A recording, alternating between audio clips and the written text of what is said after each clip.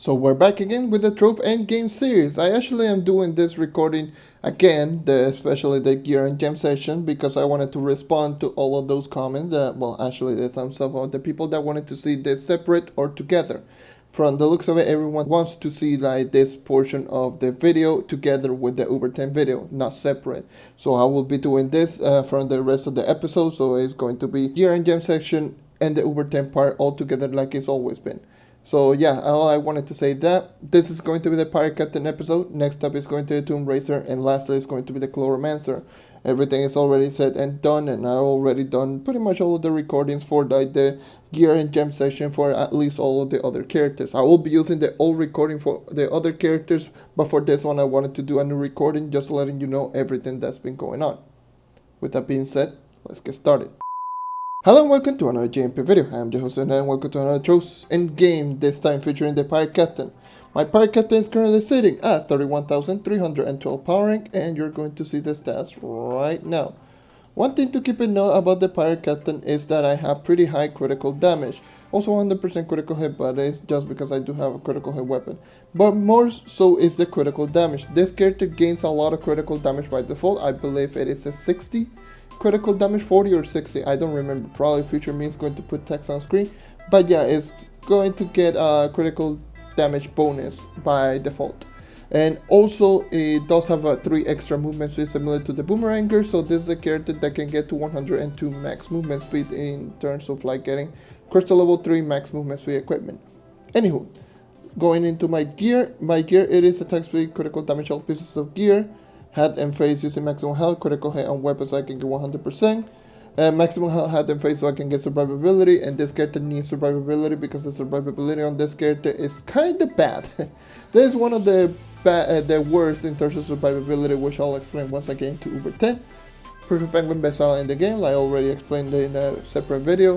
Why do I think this and the Raptor Berserker the best allies in the game? Legendary Torch from the Uber 10, I'll be using this from moving forward.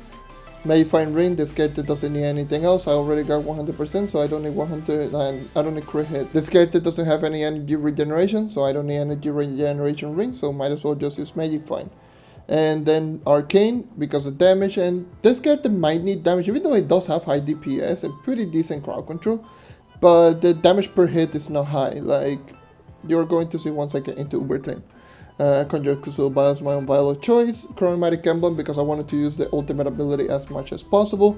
You can use something like Evil Eye in order to get a little bit of extra damage, but I will be using Chromatic Emblem so I can get the ultimate ability as much as I can, because the ultimate ability, in my opinion, is the only saving grace to this character. Mounted Cavalry Knight subclass because I don't have movement secure and might as well just use movement free on mount.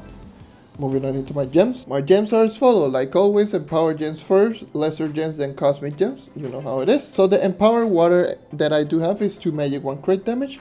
The Class Gem, it is 2 magic, 1 crit damage. And the other one is 2 crit damage, 1 magic. So it is going to be perfectly divided half and half across all of my Fire, Water, and Empower Gems. My Lesser Gems is going to be a 2-1 magic, 2-1 crit damage, 2-1 magic, 2-1 magic, 2-1 crit damage, and 2-1 magic. So I think I do have 2 of them with 2 crit damage, 1 magic. So this character has a lot of magic damage roll and still almost achieving 2.1k crit damage. So the crit damage on this character is kind of nuts. So yeah, I'm going to go into my Cosmic Gem. My Cosmic Gem is 2 light 1 magic, 2 light 1 crit damage. So yeah, it's 2 light 1 magic and 2 light 1 crit damage. And my Empower Gem is 2 light 1 crit damage. So yeah, these are my rolls that you're going to see right now on screen. As you probably could tell, I do have a 6 magic damage roll. What are the Empowered Gems ability that I will recommend on the Pirate Captain? First and foremost, I do not recommend the Pirate Captain for dungeon grinding at all. Like straight up. This character gets outperformed by a lot of characters, and this character is much better in terms of like doing Shadow Towers, but more so than doing dungeon grinding. But if you want to use this for dungeon grinding, Vampire and Vanquisher is a must. It's essential with this character because the survivability on this character is kind of bad. So might as well just use Vampire and Vanquisher if you can. Also get yourself Pirate Days because Pirate Days does help out with the lackluster crowd control on most of his abilities. So it does help out quite a lot. So Pirate Days is also very essential. More so is not because of the movement speed, it's more so because of the crowd control. The other empowered gem ability is up to you. You can use explosive epilogue, but explosive epilogue doesn't trigger, I believe, with turret. You can use that, so yeah, it's whatever.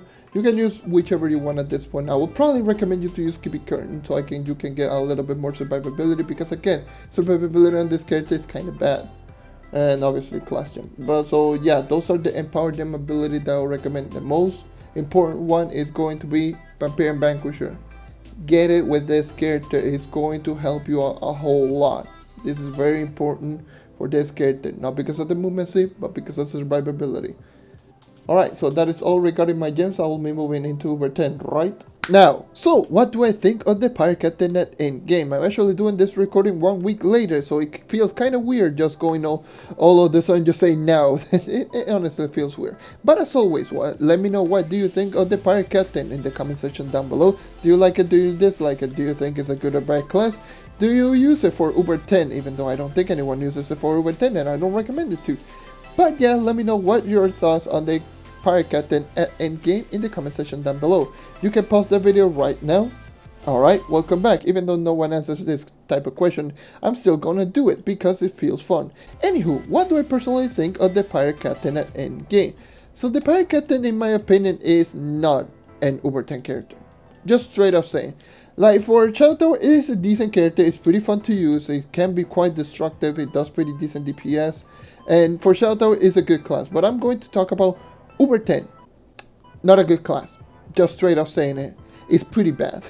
I'm going to put a top right card like right now on screen, so you can just go ahead and click and just check the live stream of when I just started testing this character on a live stream.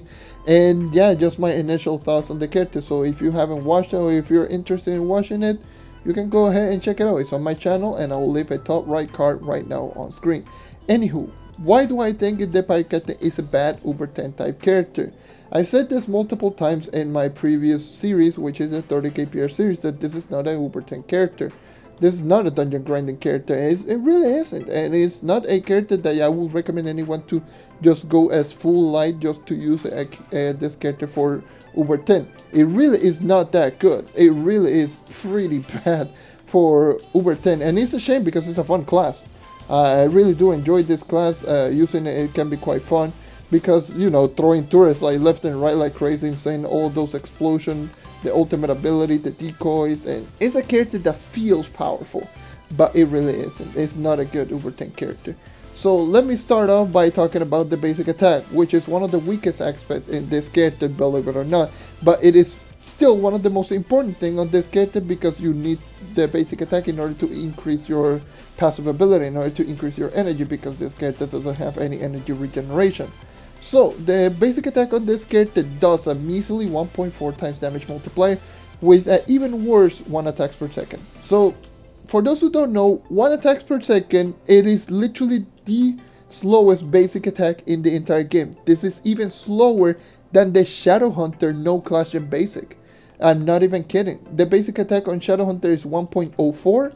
This one is 1. This is technically slower than the Shadowhunter without the class gen, and the Shadowhunter without the class gen does 2.5 times damage.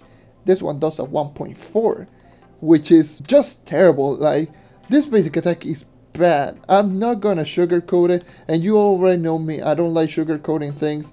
You know that I like to be honest with you, and this is just my pure honesty regarding this basic. It's bad. It is straight up bad. It is, there's no way to put it, like any other way to put it. It literally is that bad. 1.4 damage multiplier when at 1 attacks per second. It literally means that at 300% attack speed you're only going to shoot 3 times a second, and only at 300%. So if you have less than 300% attack speed, you are not going to shoot 3 attacks per second. That's bad. That is really bad. That is pitiful. Like, on the Shadowhunter, a lot of people hate on the Shadowhunter because it feels slow, but on the Shadowhunter, well, the regular no class gem basic attack, it does more damage and its range, rather than this one being a 6 block basic attack pretty much, that is pretty much like any melee basic attack. Technically, it has better hit detection than the Shadowhunter because it's technically like any other melee basic attack, so you can only just shoot an enemy short range and it will register a lot more than range. But it doesn't change the fact that it does 1.4 it does 1.1 less than the Shadowhunter basic that is considered the worst basic attack in the game. This is even worse in my opinion, and honestly it is terrible. So other thing to keep in note about the basic attack, I did mention it in my 30k PR series on the Pirate Captain. You cannot shoot downwards with this basic attack. This is big for all those range basic attack, because normally on range basic attack you can shoot downwards. And shooting downwards, it means that you can stay up in the air and shoot the enemy. And that is pretty good in terms of Cursed Skull, because all the enemies in Cursed Skulls, if you jump a lot, they will stand right below you. And if you shoot them right downwards, it means that you are going to just hit them all at the same time, and it will feel a lot better. And not only that, it's also pretty good in terms of survivability if you are jumping, because most, if not all, close range enemies are not going to attack you. It's only range enemies. So yeah, it works like pretty much like a pseudo basic, like a pseudo melee basic, and it honestly is not that good. Anywho, that is number one. That is the basic attack. That's just how it is. The first ability is going to be called First Mate. The First Mate and the class gem, because the class gem already just increases the First Mate, and you can just throw 2 of them instead of 1. So without the class gem you can only throw 1 of them. With the class gem you can throw 2 of them. So the multiplier varies on this ability. This ability, and on its own, without any upgrades, you upgrade it by shooting the enemy with the basic attack, and by shooting the enemy once you're going to upgrade it to level 2, and shooting the enemy 3 times you're going to upgrade it to level 3. It is 3 times 3 enemies. So if there's 3 enemies and if you shoot once, it will immediately level up all the way to level 3 or max level or whatever you want to call it. So it's like the Candy Barbarians like Vanilla Swirlwind Ceiling, that is not per basic attack, it's per hit. So if you hit more enemies, it's going to activate it more quicker.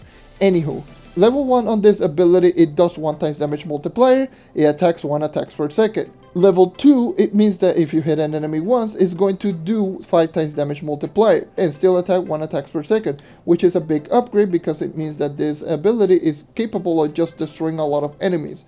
I believe this is almost capable of one-shotting world bosses.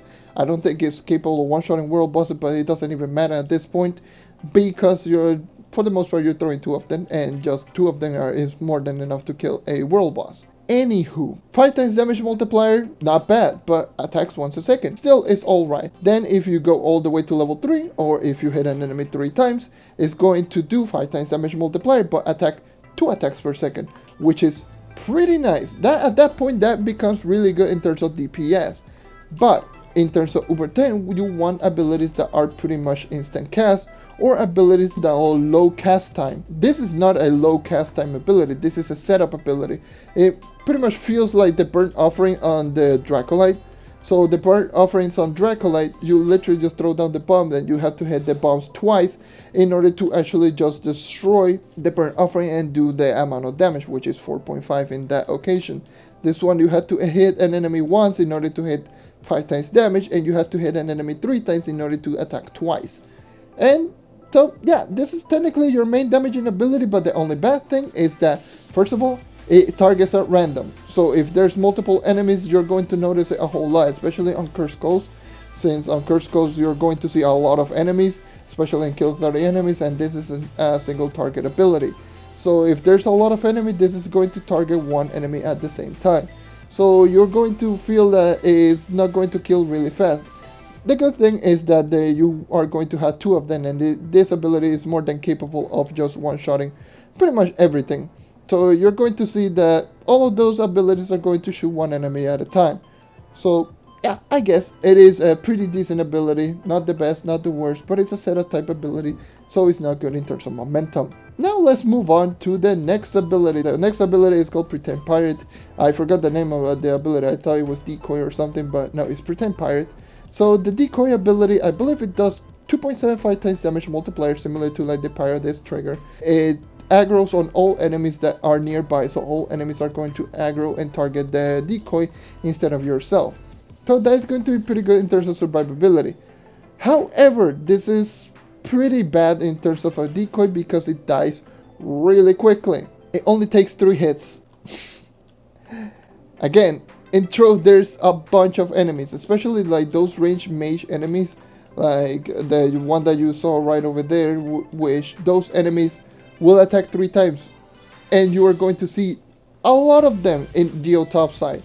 So it's going to immediately destroy the decoy. Like, it is not that good. Like, it really isn't that good. Like, the decoy can be pretty decent, just throwing down the decoy right over there, and you're going to see that it's going to target the enemy, but as you saw right over there, it died immediately. It legitimately just died immediately, and since this is the only ability that takes energy regeneration, well, energy in general, in order to actually activate it, you can only throw 2 of them at the same time. And since they destroy really quickly, it means that you can only throw 2 of them and start attacking with their basic attack. And if the decoys die, which like I mentioned, they only take 3 hits to detonate, you're going to take full damage from all of the enemies. And seeing that the first mate being a single target, it means that it's not going to have really good crowd control. Your basic attack is not going to have really good damage, so it's not going to kill the enemies rather quickly. Well, I mean, if you have really high damage in terms of like light stat value, you can 2-shot with Arcane, which is not too bad. However, like, you need to use Arcane in order to actually just kill the enemies rather quickly. And pretty much most of the good characters for Uber 10 don't need Martial or Arcane Emblem in order to actually kill regular enemies. That's what makes the normal regular characters like the Knight, like Vanguardian, like Neon Ninja, like all those characters, Dino Tamer, all those characters are just really good in terms of like dealing damage output, that they really don't need Martial or Arcane in order to kill regular enemies. They already do enough damage that you don't need them, like you don't need anything else. Like, this is a problem with this character. This character feels like it takes forever to kill, like you saw right there. My turrets were shooting at all enemies around it, and it was not shooting at the boss, and it took me so long to kill the 3-star boss. It's really terrible. It really is really bad. And honestly speaking, it's not that I just hate the pirate captain, it's just that I really need to be honest with you guys. And being honest with this kinds of review is how you know how good or how bad the character is. And just trying to just tell you this character is not that good in terms of like Uber 10 grinding because of this and this and that. That's because I've already used this character a whole lot in a bunch of different ways, and honestly, this is the best way that I managed to find myself using this character with cooldown reduction, so I could get as much ultimate ability as possible. Speaking of the ultimate ability, the Man of War. The ultimate ability is probably the only saving grace on this character. It does 6 times damage multiplier. I believe it attacks only once a second, similar to like the normal first mate turret, but it has really good crowd control. And ultimate ability is a really good ability. The only thing is that ultimate ability, so it's a really long cooldown, so it's going to feel that it takes forever unless you use a lot of cooldown reduction. So if you use a lot of cooldown reduction, it means that you're not using a lot of movement speed, or you're not taking the character to its fullest potential in terms of like speed farming. And that's just how it is. This character needs the ultimate ability. If you're not using the ultimate ability, the character feels way too inconsistent to even use this character for Uber 10. It really is not that good. And honestly speaking, if you hate me for it, if you are just saying like, oh, you're just hating on the pirate captain, you really don't know how to use it. Maybe I don't know how to use it, but at the same time, I just looking at the multipliers and just using the character for a long period of time, like I mentioned in my live stream, it's not a good character for Uber 10. The survivability is not good because the only survivability type thing is your decoys, and like I mentioned, the decoys die really quickly. The damage is not that good immediately because the only high damaging ability that is instant is going to be your ultimate ability, and your ultimate ability is good, but it has a long cooldown, so you have to build the character for long cooldowns. And even still, the first mate is a single target ability. It does pretty decent damage, so if there's a lot of enemies, the character is going to feel rather inconsistent. So it's going to feel like either it kills the enemy way too quickly or it doesn't kill the enemy like at all. And in terms of dungeon grinding, you want a character that is pure consistency. This is why I enjoy a lot of the Knight, because I already know what should I do in a dungeon. Just get into a dungeon, activate Martial, use Spirit Square, and he's going to die. And not like this character, that this character sometimes is going to kill the enemy rather quickly, and sometimes the turret are not going to hit the enemy that I just want. It's just going to shoot at enemies at random. And that is just my verdict with this character. It's not a good overall character.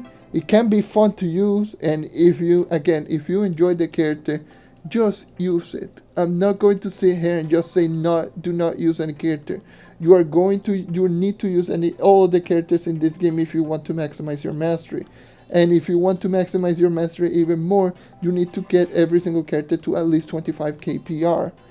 And you are going to use this character whether you like it or not. If you want to increase your mastery, if you want to just test all the characters out. This is just my honest opinion regarding this character. Obviously, Shadow Tower is a completely different story. This character in Shadow Tower is pretty good because in Shadow Tower you don't need speed in terms of like movement speed. You only need damage per second.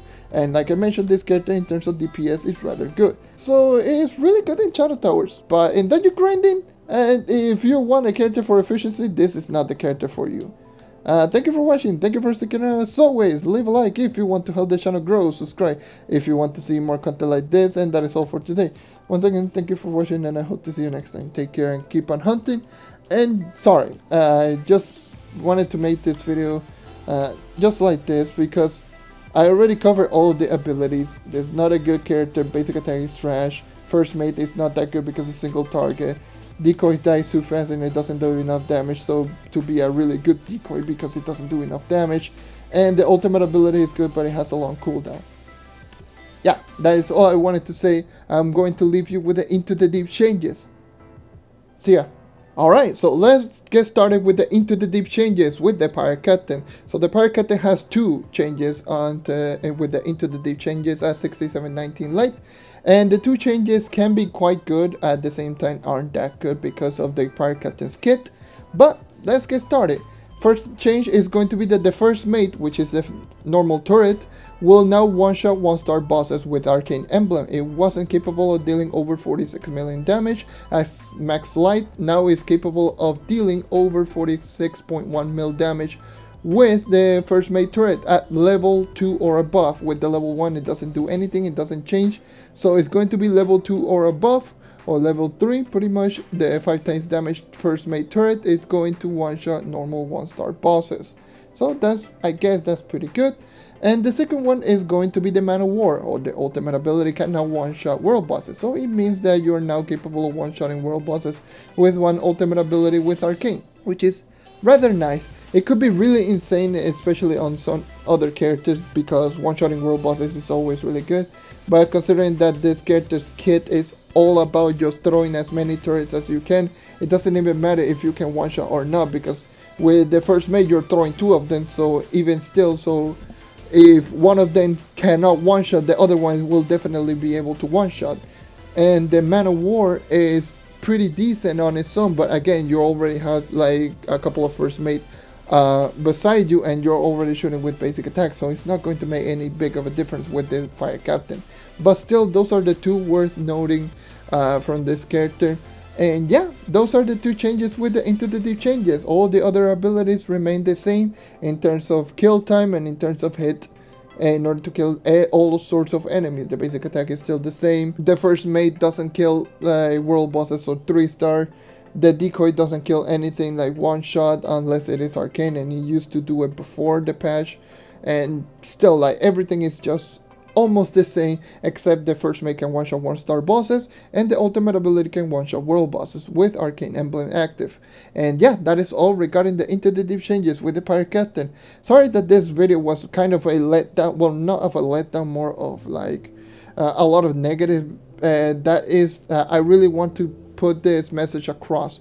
Like, I don't hate the Pirate Captain. I feel that the Pirate Captain is a fun class, but I really need to talk about the characters in terms of weaknesses. I really am not going to try and sit here and tell you, oh, this character is amazing, and just trying to make the character look more amazing than it actually is. I always am honest with you guys.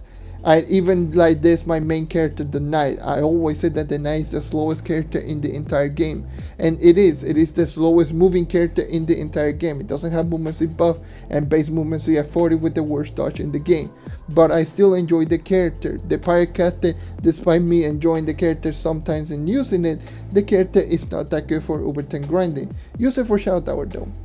Anyways, that is all regarding for me and Into the Deep changes. and farewell.